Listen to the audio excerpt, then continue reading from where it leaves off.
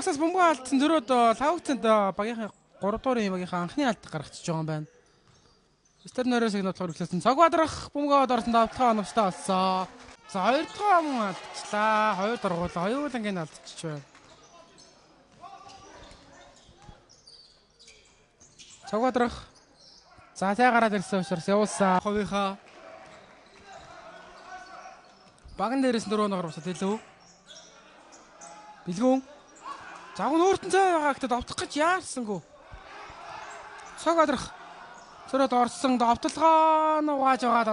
Аким Спрингс хараа Монхатер дээр алдаа хийгээд эхлүүлж байгаа юм байна. Эцнэр тоглолтын эхний алдааг Нотрон Баксаас Акимийн үеийн анхны алдаа.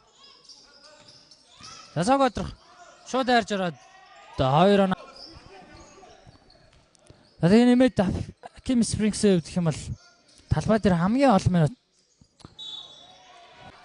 Гамбаатар яваад орсон төгсгөл амжилтгүй Гидис. Хурдан давтахаар шагараад байсан цаг бадрах. Алхамт хийгээд орсон төгсгөл оновчтой. Шидэлтэй алдаж байна. Самбартын одоо Гидис. Хүмүүндэр өндөрлөлөө. Цаг бадрах.